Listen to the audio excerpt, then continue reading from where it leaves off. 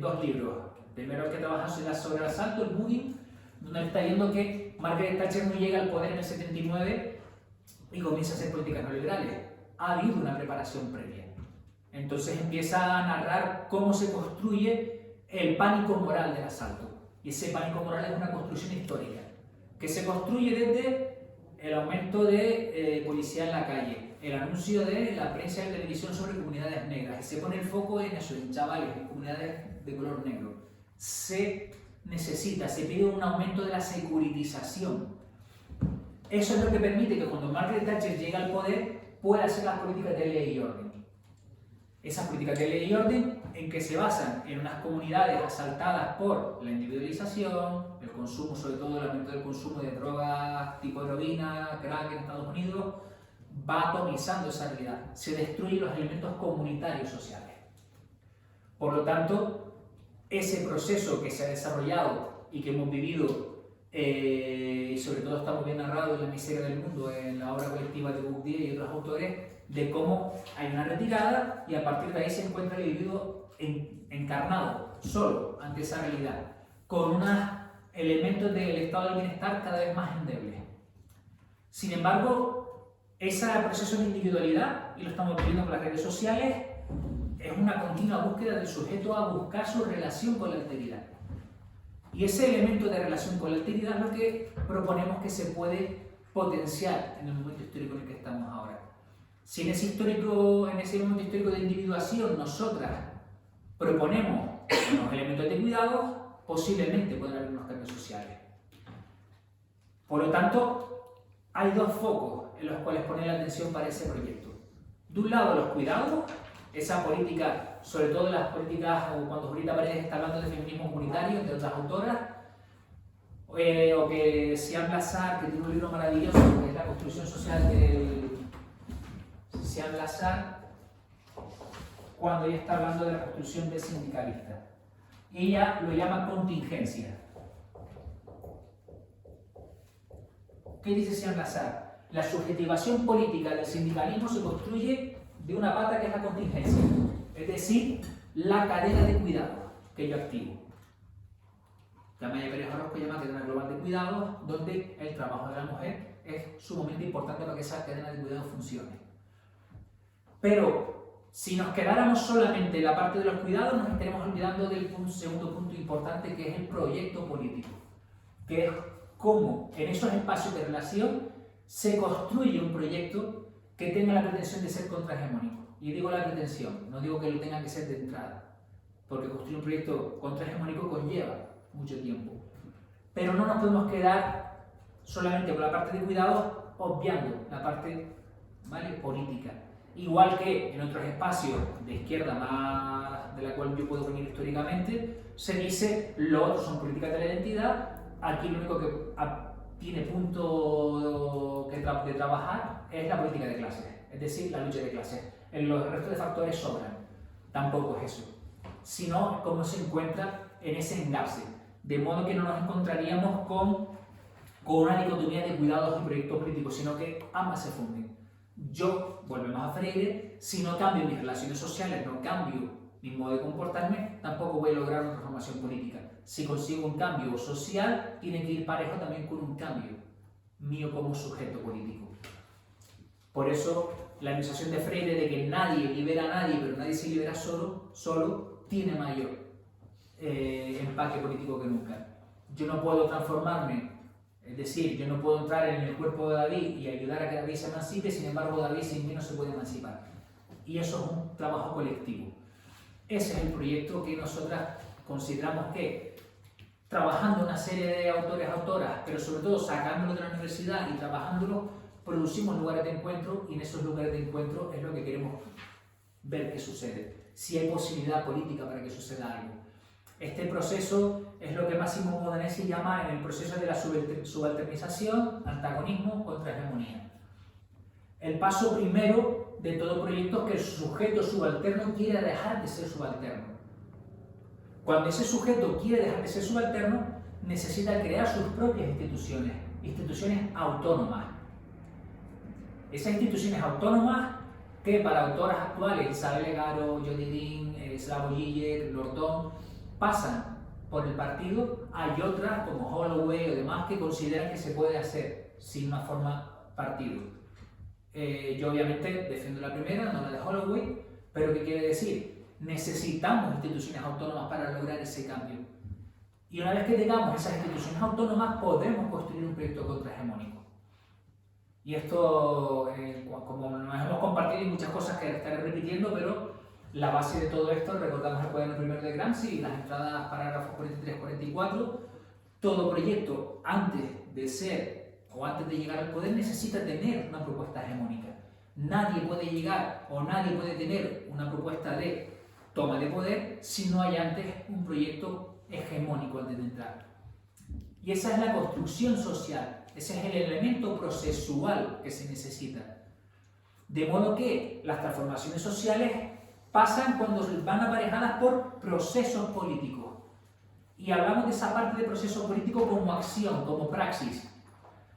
Como dice Parison, yo puedo transformarme en tanto en cuanto que introduzco al sujeto en el proceso de creación. Por lo tanto, todo proyecto político puede transformar si entra en el plan de acción de esa persona. Y esto pasa indefectiblemente por no entender la política como una representación, como un momento de representación y donde se delega la representación, sino como un espacio político de participación. Y cuando hablamos de participación, no es una participación desde un punto de vista de voy, voto el domingo una vez cada X años o voy y hago cosas puntuales, sino la participación como un elemento continuo pero mantenible. Esta es una de las partes que trabajamos mucho con Marco Marchionni. Generalmente vemos procesos comunitarios en los cuales funcionan porque hay 2, 3 voluntaristas que asumen la carga de la comunidad y están en todo. Y eso lo vamos a ver en muchas comunidades. El que no se pierde ninguna. Pero cuando esas personas caen por enfermedad, muerte, por cualquier otro motivo, porque además generalmente suelen ser históricos de esos barrios, se caen con ellas una carga de trabajo considerable. Es como nos reímos con Marco Marchionni, es como la figura de una cariátide, como esas mujeres que tenían forma de columna y sustentaban edificios. Si quitas a eso, no hay estructura. La comunidad no puede ser porque 5 o 6 personas voluntaristas saquen todo el trabajo de la comunidad. Necesitamos poder tener una participación, pero una participación vitalmente posible. Y para eso necesitamos construir espacios donde los cuidados estén activos y donde no se conviertan, como suele pasar, por ejemplo, y aquí vamos a un ejemplo, a la participación en las escuelas. La participación en escuelas suele ser en la educación pública, y aquí tenemos una persona que se dedica a este campo.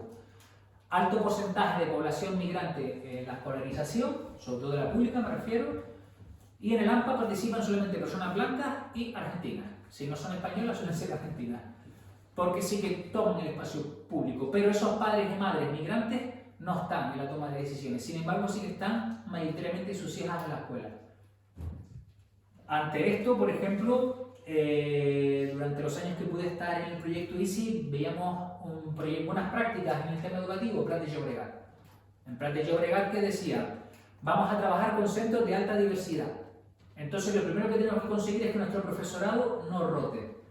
Frente a las políticas de la Generalitat, donde si tú no tienes plaza fija, estás continuamente rotando como interinas, las personas que llegan aquí, sobre todo en el barrio de San Cosme, de alta población gitana, es que el profesorado pueda mantenerse para poder tener un proyecto a larga estadía aquí.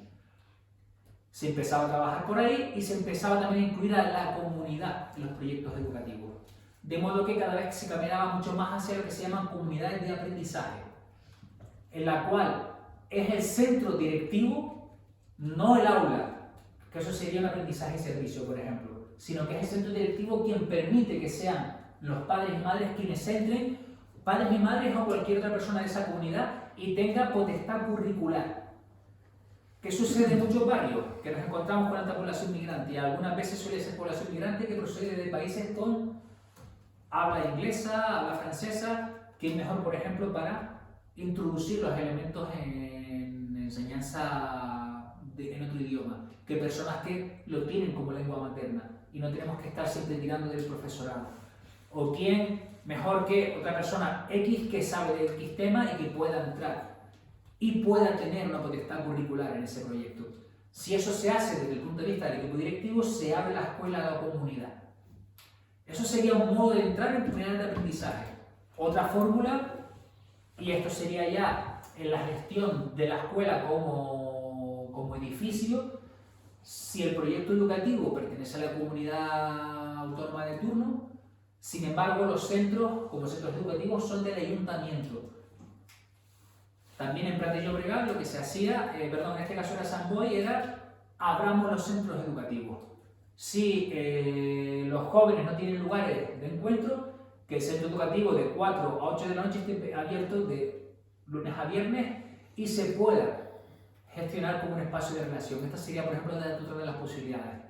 Hoy voy a poner varios ejemplos de fortalecimiento de comunidades con diferentes proyectos para entender más o menos algunos ejemplos de lo que se está hablando de ese fortalecimiento de la comunidad. Esto sería una de las patas. Podemos así seguir trabajando con muchísimos ejemplos, pero a lo que lo vimos está en ese cambio en las prácticas. Si queremos un proceso de subjetivación política diferente, necesitamos entrar en las vidas cotidianas del sujeto. Y hablo en plural, en las vidas cotidianas. Porque ese sujeto, si tiene curro, tendrá una serie de horas donde vende su fuerza de trabajo, pero al mismo tiempo, si es padre o es madre, tendrá otra serie de tareas, o si participa en un colectivo de vecinos, o si no participa en otro, porque en esas 24 horas, quitando las que tenemos de descanso, generalmente son horas donde tenemos un encuentro con la actividad. Entonces, por lo tanto, si necesitamos comunidades diferentes, tiene que ser que esa vida cotidiana esté llena de cosas diferentes. Si sigue llena de lo de siempre, ¿vale? Que es a lo que apela, por ejemplo, en la Comunidad de Madrid, ¿a qué se apela? Fíjense los discursos de Ayuso que van a una vida pauperizada. Tú sales, te encuentras con un tráfico de la hostia, llegas, curras como un animal, pero por la tarde pues tomas una cerveza. Y de repente, la mierda de vida que te acaban de describir queda supeditada o queda alejada porque tienes la posibilidad de ir a beber. Como idea política funcionó en su momento, pero porque claro, tiene un contexto histórico muy claro. Eso lo expresó muy bien Diego para el periódico esloveno cuando decía con una política, ¿cómo le llamaban? Una política del tanto, creo que hablaban, ¿no? Sí, pero hacían una alusión al elemento del héroe, o sea, sí, con una política que va contra la salud pública, pero en un momento histórico en el cual la gente necesita salir, pues conecta bien con ese momento histórico. Prometiendo la vida garantizabas la muerte, garantizando la vida prometías la muerte, algo así, algo parecido. O sea, celebrando la vida prometías la muerte, celebrando la muerte prometías la vida. O sea, para comparar lo que hizo Podemos, que era la llamada a la seriedad, a llevar mascarilla y demás, ¿no? Pues celebrando la vida, el hecho de lo que queremos es cuidarnos como comunidad, la promesa política, el eros que podías dar a la gente era la muerte, es decir, no te quedas en tu casa, no salgas, sigue manteniendo las medidas. Y por el contrario, la Comunidad de Madrid estaba celebrando una celebración de la muerte, de los nos tenemos que morir todos, nos morimos todos, pero no nos morimos con una caña en la mano. Son mensajes que en un momento histórico, si das bien con el target de ese momento, pues funcionan. Porque al final, a lo que apelamos es a comunidades que se construyen también por una apelación de unos sentidos compartidos. Es decir, si queremos construir proyectos políticos, también tenemos que entender cuál es el modo en el cual podemos entrar a esa comunidad. O las diferentes vías de acceso que tienen esas comunidades. Por lo tanto, estar en contacto con ellas. De momento el proyecto lo hemos podido presentar en Murcia y Canarias ya. Y justamente recuerdo que en Murcia lo pudimos presentar a mitad de junio. Entonces la propia ciudadanía que asiste a las primeras sesiones nos dice: aquí necesitamos trabajar la unión con población migrante, cómo hacer proyectos con colectivos migrantes. El punto central que queremos trabajar en Murcia es este. En menos de un mes saltó lo de Torre Pacheco. Es decir, la propia comunidad ya identifica dónde está el punto endeble de esa comunidad. En Las Palmas, lo mismo, han repetido igual. Tenemos que trabajar coaliciones con población migrante. ¿Cómo se trabaja con colectivos migrantes? Y también, a lo largo del verano, lo que pasa es que ahí no le salió tan bien la jugada, pero un chaval de origen magrebí que estaba en un centro de medida cautelar roció con gasolina y le prendió fuego a su pareja. Entonces, los colectivos de extrema derecha que niegan la violencia de género, sin embargo aquí sí que salieron a apelar a salir porque el punto central es que era un chaval de origen magrebí. Lo que pasa es que aquí pincharon, pero sí que hay una continuidad. Las comunidades nos van dando esos elementos. Esto va a ser muy importante